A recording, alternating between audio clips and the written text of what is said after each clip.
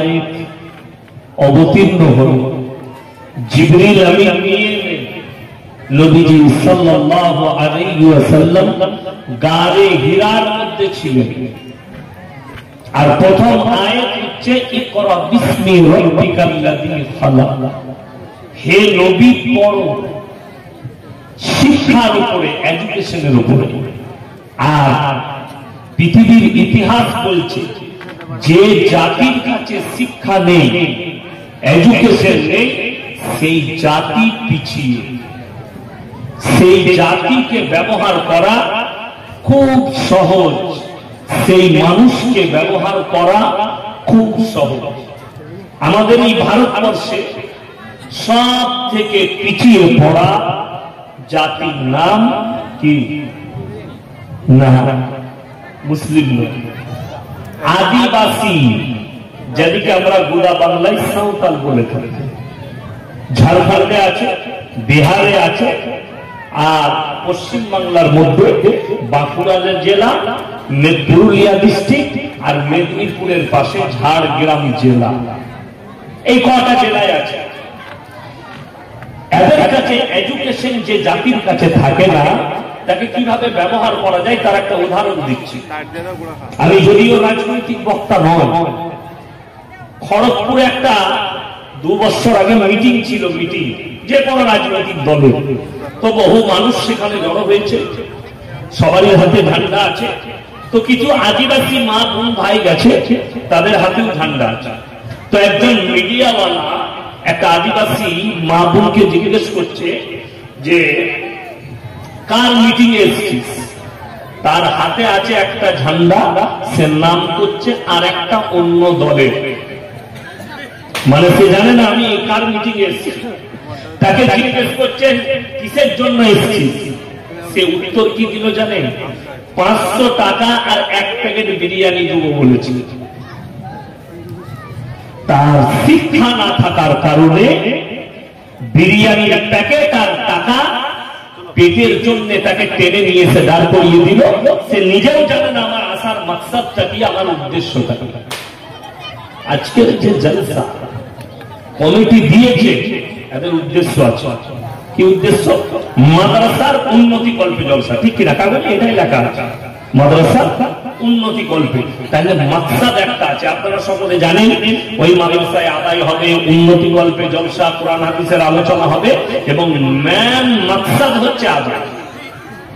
এটা জানেন, লেখা আছে উদ্দেশ্যটা। তাহলে উদ্দেশ্য একটা।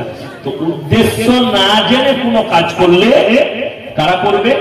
যাদের কাছে শিক্ষা নেই, এডুকেশন নেই, সেই করতে পারে। আমরা সকলে জানি, এখানে টুপি মাথায় দিয়ে বসেছেন, সকলে কম বেশি সব মুসলমানই জানে প্রত্যেকটা মুসলমান নরনারীর জন্য দ্বীনি শিক্ষা অর্জন করা কি বাবা ফরজ। আশা করি এই রানীনগর থানায় যদি সমীক্ষা করা হয়, 100টার মধ্যে 95টা মুসলমানের কাছে দ্বীনি শিক্ষা নেই। ঠিক বললাম না? বললাম বেশি, আমি 95% বললাম নাই। এরপর দ্বীনি শিক্ষা অর্জন করা খরচ কতটা? মৌলবি হতে হবে, হাফেজ হতে হবে, মুহাদ্দিস হতে হবে, কারি হতে হবে। কোন মৌলবি এর কথা বলে কতটা? যতটা করলে হারাম হালালটা চিনতে পারবে, দ্বীন আর বদ্দীন চিনতে পারবে, শিরক আর বেদাত চিনতে পারবে, কুফরি চিনতে পারবে। বেঈমান কাফেররা যে জালটা আপনার কাছে ছুঁড়ছে, ওই জালটা যেন আপনি দেখতে পান যে আমার উপরে জাল ছোড়া হচ্ছে। এটা যেন বুঝতে পারেন কিসের দ্বারা? ইলমের দ্বারা, ওই শিক্ষার দ্বারা, ওই দ্বীনি শিক্ষার দ্বারা। কিন্তু কষ্টের বিষয়, দ্বীনি শিক্ষা না থাকার কারণে আজকে ভারতের 10 কোটি মুসলমানের কাছে এই জ্ঞানটা নেই, কোনটা হারাম আর কোনটা হালাল এটা বিচার করার ক্ষমতা বহু মুসলমানের নেই। ঠিক বললাম না? বহু মুসলমান। যেমন আমি অনেকদিন আগে বলেছি, আজকে আবার বলে যাচ্ছে, মুসলিমদের কাছে দ্বীনি শিক্ষা না থাকার কারণ কি অবস্থা শুনে দেখবে। এই মুর্শিদাবাদ, বীরভূম, বর্ধমানের বহু ছেলে লরি চালায়, ট্রাক। ঠিক বললাম না? বালি লরি, পাথরের লরি। ইটের লরি চালায়, গাড়ি লোড করেছে, লোড করে হাই রোডে উঠেছে, উঠি হোটেলে ঢুকে হোটেলের ম্যানেজারকে বলে এক বোতল মদ দে তো ভাই, মদ খেয়ে নি, মদ খাওয়া শেষ, এরপর বলছে রুটি আর মাংস নিয়ে আয়। হোটেলের কর্মচারী বেচারা রুটি আর মাংস এনেছে, তখন হারাম করে জিজ্ঞেস করছে মুরগিটা জবাই না কাটা। বুঝতে পারছি, আমি বললাম ওকে জুতো করে মার। আচ্ছা, যে লোক মদ খেলো তারা ওটা থেকে লাভ আছে কথা বলে? এই মুসলিম ছেলেটার কাছে দ্বীনি শিক্ষা না থাকার কারণে এটাকে পার্থক্যই করতে পারছে না যে যেমন কাটাটা আমার জন্য হারাম, মদটাও হারাম, মদটাও হারাম, কাটাটাও হারাম। এটাকে পার্থক্য করার ক্ষমতা নাই কেন? তার কাছে তো দ্বীনি শিক্ষা নেই, সে তো হারাম হালালটাই চিনে না। সে খালি দাদির কাছ থেকে মায়ের কাছ থেকে শুনেছে আমাদেরকে জবাই করা খেতে হবে, এইটুকু জেনেছে। আমার বন্ধুগণ, আমার ভাই, ওই জন্য দ্বীনি শিক্ষা অর্জন করা প্রত্যেকটা মুসলমান নরনারীর জন্য ফরজ। সবাই করবেন বলুন ইনশাআল্লাহ? হ্যাঁ, পরিবারকে চলুন। এই ভারতে বর্তমানে 30 কোটি মুসলমান আছে, এর মধ্যে 10 কোটি মুসলমান আছে কিনা সন্দেহ আছে। যেমন দেখুন, এই জালসার উদ্দেশ্য আমি প্রমাণ বলে দেবো, দলিল দিয়ে ঢেকে দেবো, আপনাদের ঢেকে দিয়ে যাবো আমি। আমার বন্ধুগণ, আমার ভাই, আমি দলিল দিচ্ছি। যেমন এই যে জালসা হচ্ছে, জালসাটা করার দুটো উদ্দেশ্য আছে। এক হচ্ছে কোরআন হাদিসের আলোচনা হবে, দোয়া হবে, মানুষ নেকি পাবে, ঠিক কি না? সবাই একবার বলুন সাল্লাল্লাহু আলাইহি ওয়াসাল্লাম, জোরে বলুন সাল্লাল্লাহু আলাইহি ওয়াসাল্লাম। আপনি নবীজির উপরে দরুদ পাঠ করলেন, নেকি পেলেন, পেলেন না? নেকি পেলেন। তাইলে এরকম আলহামদুলিল্লাহ বলবেন, সুবহানাল্লাহ বলবেন, নেকি পাবেন। উদ্দেশ্য নেকি কামানো। এরপরে এই জলসা করতে গিয়ে গ্রামের যুবক হোক, মাদ্রাসা কমিটি হোক, গ্রাম কমিটি হোক, আলেমদের সঙ্গে বসে পরামর্শ করেছিলেন যে একটা জলসা করতে গেলে সুন্নত তরিকা কি আছে, এর মধ্যে হারাম জিনিস যেন না ঢুকে যায়, খারাপই যেন না আসে। কথা বলেন না? করেন। আর যদি করত তাহলে কিন্তু আপনাদের বেটারা বিটিরা, আপনার মেয়েরা রাস্তার উপরে মেলা বসিয়ে মেলায় ঘুরত না। ইসলামে মেলা হারাম না হালাল? এই জোরে বলুন, আমি কানে কালা। হারাম। কেন হারাম? মারাত্মক ভাবে বুঝিয়ে দিই। নির্জনে একজন নারী আর পুরুষ এক কাছে হয়, সেখানে তৃতীয় ব্যক্তি যে থাকে তার নাম হচ্ছে শয়তান। আর কোরআনে আছে ইন্নাশ শাইতানা লিল ইনসানি আদুব্বুম মুবিন, সূরা ইউসুফ প্রথম পৃষ্ঠা। শয়তান হচ্ছে মানুষের প্রকাশ্য দুশমন, প্রকাশ্য দুশমন। বড় কষ্টের বিষয় যে আপনি আমি, মায়েরা ভালো করে শুনবেন, যুবকরা আপনারা শুনেন, আমি কিন্তু গোলালু বক্তা নয় যে যেদিকে ঘুরাবেন সেদিকে ঘুরে যাবে। আমি কিন্তু কারো পরামর্শ কথা বলি না। আর এক্ষুনি যদি কেউ বলে মেলা নিয়ে বলবেন না, আল্লাহর কসম গাড়ি দাঁড়িয়ে আছে, নেমে পালিয়ে যাবে। হক শুনতে হবে, গুনাহ করলে শুনতে হবে। আমি যদি আজকের জলসায় এই পাপগুলো না বলি, কাল কিয়ামতের দিনে আমার মতো মৌলবীকে আল্লাহ পাকড়াও করবে। তুমি হক বলনি, পয়সা পকেটে ভরেছ জলসা করে, নিজের স্বার্থের জন্য জলসা করতে গিয়ে বাড়ি ফিরে এসছো। আমি পয়সা নিয়ে বর্তমান থেকে গাড়ি করে এসে আপনাদেরকে কোরআন হাদিস শোনাবার, আমার চোখের সামনে জিনার কাজ হবে, আমার চোখের সামনে ইসলাম বিরোধী কাজ হবে, আর আমি প্রতিবাদ করব না? হতেই পারে না। আমি প্রতিবাদ করবো, আপনি মানবেন না, আপনি আপনার জবাব দেবেন আমার সাথে সামনে কিয়ামতের ময়দানে, আপনার জবাব আমি দিতে যাবো। আমি খালি এতটুকু আল্লাহকে বলবো, আল্লাহ তুমি আমাকে দায়ী করেছিলে, আমি দাওয়াত দিয়েছি, যে মানেনি তাকে ধরে নাও। আমার ভাই, এই যে মেলায় নারী পুরুষ এক কাছে ঘুরছে, জিনা মানে শুধু শারীরিক মিলনটা নয়, হাতের জিনা, চোখের জিনা, নফসের জিনা, কানের জিনা, মুখের জিনা, পায়ের জিনা, শারীরিক জিনা। যেমন মেলাতে গাদা ছেলে ঘুরছে, তার সঙ্গে গাদা মহিলা ঘুরছে। এমন 3টে যুবক আছে, 5টা মেয়ে আছে। শয়তান বলল ভিড় আছে, চালিয়ে দে, মেরে দিই। হয় না? হয় না? হবে, স্বাভাবিক। আর আমাদের সমাজে একটা কথা আছে, হাসি তো ফাঁসি। আর ওই কুমো মারাতে যদি হেসে দেয় তা গেল। আমি 3 দিন আগেকার একটা ঘটনা দেখলাম বাংলাদেশে। একটা 12 বছরের ছেলে, তাকে তার বাপ একটা মোবাইল কিনে দিয়েছে। 12 বছরের ছেলে মোবাইল ইউজ করে, বাপ ভালোবাসে ছেলেকে মোবাইল দিয়েছে। এই মোবাইল নিয়ে সে ফেসবুক খুলেছে, ফেসবুকে আইডি খুলেছে। সেই আইডিতে যে ফটোটা লাগিয়েছে, হোয়াটসঅ্যাপে যে ফটোটা লাগিয়েছে, এআই থেকে তৈরি করেছে। মোচ লাগিয়েছে, হালকা দাড়ি, শরীরটা একটু মোটা করেছে, ছবি দিয়েছে। এক ভদ্র মহিলাকে 22 বছর বয়স, তার বিয়ে হয়েছে, তাকে ফ্রেন্ডশিপ পাঠিয়ে তার সঙ্গে প্রেম করেছে।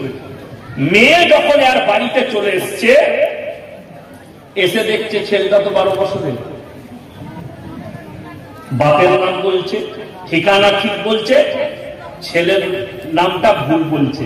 ছেলেকে যখন দেখা যায় এই ছেলেটা, বলে না, সে একটু হাট্টা হাট্টা মোচ আছে, দাঁড়িয়ে আছে। ছেলেটাকে জিজ্ঞেস করলো, এই সত্যি করে বলতো ঘটনা কি? বললে আমি তো ওনার সঙ্গে টাইম পাস করছিলাম, আমি নিজের ছবিটা এআই থেকে মোচ খোঁচ লাগিয়ে ছেড়ে ফেলেছি। তাইলে এই বাপ যে মোবাইলটা দিয়েছে তার সন্তানের হাতে, তার দ্বারা একটা সংসারের ক্ষতি হলো না? হলো না? সে তো তার স্বামীকে ছেড়ে পালিয়ে এসছে। আমি এই ছেলের কাছে থাকবো, ছেলে 12 বছরে। আমার বন্ধুগণ, যারা পিটি, যারা মা বসে আছেন, মেয়েকে মোগরেবের আগে সাজিয়ে মাথায় ফুল লাগিয়ে দামি পোশাক ঈদের দিনের মতো পরিয়ে বার করে দিয়েছেন, যা মেলায় ঘোরগা। সেই মার আগে জাহান্নামে যাবে না, সেই বাবার আগে জাহান্নামের পথ অতিক্রম করবে, যেহেতু তুমি তোমার মেয়েকে জিনার রাস্তায় ঠেলে দিয়েছো।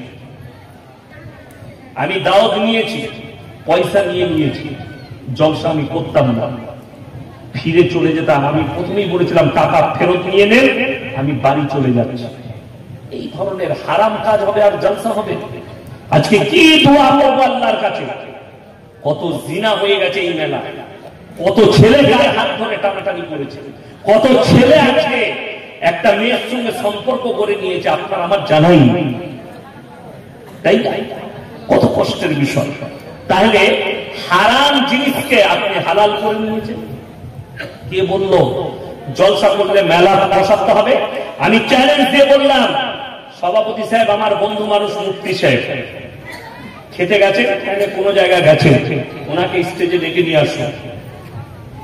আমি চ্যালেঞ্জ করে বললাম, কোন বাপের বেটা মৌলবি মুফতি যদি বলে জলসা করে মেলা বসিয়ে সেই টাকাটা নিয়ে মাদ্রাসার মসজিদ চালাতে হবে, ওই রকম মাদ্রাসা মসজিদ ভেঙে দেওয়া দরকার। যদি ওই টাকায় উদ্দেশ্য থাকে যে মেলা বসিয়ে ছেলে মেয়ে এক কাছে করে জিনার আড্ডাখানা খুলে সেই টাকার দ্বারা আমরা মাদ্রাসা মসজিদ চালাবো, ওই মসজিদে না নামাজ হবে না ওই মাদ্রাসায় বরকত আসতে পারে।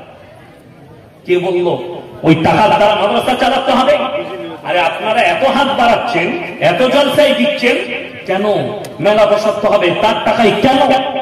মেলা অন্য দিনে বসিয়ে নেন, সে তো মুর্শিদাবাদ। তাহলে আগেকার যুগে যা ছিল তাই আছে, খালি কি পাল্টিয়েছে? আগে যাত্রা পালা হতো, ফাংশন হতো, এখন জলসা হচ্ছে, মেলাটা মেলাই হয়ে গেছে। ঠিক বললাম না? বললাম, রাগ করবেন, আমি বাস্তব বলছি। আপনি আমার বর্ধমান জেলায় চলুন, একটা জলসায় মেলা দেখাতে পারবেন, একটা জলসা, কোন দোকানে বসে অবাক হবেন আপনি। আমি সেদিনে বীরভূম ডিস্ট্রিক্টে জলসা করলাম, গত পরশু বাপডাটা এক স্টেজে ছিলাম, আমরা একটা দোকান নেই, একটা দোকান নেই। আপনাকে কি বলবো? আর আপনি এমন মেলা বসিয়েছেন, পুরুষ মরদ গায়ে থেকে যাচ্ছে। আপনি জানা আছে কত পাপ, কত গুনাহ। আল্লাহ হেফাজত করুক, বলুন আমিন। নাম্বার 2, আমাদের সবাই দাবি করি আমি মুসলমান। এরপর আমি বলে দিচ্ছি 10 কোটি মুসলমান আপনি শুনেলেন সুদ খাওয়া হারাম না হালাল? বাবা হারাম তো। তাইলে রানীনগর থানায় একটা মুসলমান সুদ খায় না, কথা বলে না? খায় অনেক আছে, তাই না? অথচ কোরআনে কি আছে? ওয়াহাল্লাল্লাহু বাইয়া ওয়া হারামাল রিবা, সুদ তোমাদের জন্য হারাম, ব্যবসাকে হালাল করেছি। রাসূল আকরাম সাল্লাল্লাহু আলাইহি ওয়াসাল্লামের হাদিস, কোন ব্যক্তি যদি 1 টাকা সুদ খায় নিজের মায়ের সঙ্গে 36 বার জিনা করার সমান পাপ করলো। বলুন নাউজুবিল্লাহ। এরপর আমি সুদের বয়ান করছি, সকালবেলায় রানীনগর এলাকার চায়ের দোকানগুলো খালি খোঁজ দিবেন, সুদখোর মালপটা আমাকে গাল দিবে, ও বাজে হুজুর বাজে মৌলবি। কারা? সুদখোর। আচ্ছা বলুন তো, আমাকে যদি সুদখোররা গাল দেয় সুদ হালাল হবে? আমাকে এক চর মারলে সুদ হালাল হবে? আল্লাহর কসম না, সুদ হারাম। মদ হারাম না হালাল? কথা বলে হারাম। আমি আপনাকে আপনার রানীনগর থানায় দেখিয়ে দেবো, মুসলমান মদ পান করছে, মদ বিক্রি করছে মুসলমান, গাঁজা পান করছে মুসলমান, গাঁজা বিক্রি করছে মুসলমান, হিরোইন পান করছে, হিরোইন বিক্রিও করছে মুসলমান। এর থেকে দুঃখ কি আছে? হারামের উপরে ভরসা। লটারি টিকিট হারাম না হালাল? হারাম। আপনাকে আমি শেখপাড়া থেকে স্টার্ট করবো। শেখপাড়া বাজারে চলুন, মুসলমান লটারি কাটছে, মুসলমান লটারি কাউন্টার খুলে বসে আছে, ব্যবসা করছে। ঠিক বললাম না? বলবো। শুধু শেখপাড়াই নয়, শেখপাড়াই দেখাবো, রানীনগরে দেখাবো, গোদনপাড়ায় দেখাবো, ইসলামপুরে দেখাবো, দৌলতাবাদে দেখাবো, বহরমপুরে দেখাবো, চুনেখালিতে দেখাবো, বেলডাঙ্গায় দেখাবো, সারগাছিতে দেখাবো। যে বাজারটাই বলবেন আমি মুসলমানদের কাউন্টার দেখিয়ে দেবো, হারাম ফল লটারির টিকিট বিক্রি করছে। এরপরে আপনি প্রশ্ন করবেন, হুজুর এত জলসা এত বয়ান এরা ছাড়ে না কেন? তার কারণ একটাই, সুদখোর সুদ ছাড়তে পারছে না। জান্নাতে যাবার খুব সহজ রাস্তা আমাদের দেশে। জান্নাতে যাওয়াটা সহজ নয়। মানুষ মরে গেলে মিলাদ হয় না? হয় না? কথা বলে খানা করে মিলাদ হয় 40। সারা জিন্দেগি সুদ খেয়েও জীবনটা সুদের উপরে কেটে গেল। হারাম জানার পরেও জিদ করে সুদ খেয়ে জীবন কাটালো। এই লোক যখন মারা যাচ্ছে, হুজুরকে দাওয়াত দিচ্ছেন, দেশি মুরগি দিয়ে ভাত দিয়ে, হুজুর দোয়া করে জান্নাতে ভরে দিচ্ছে।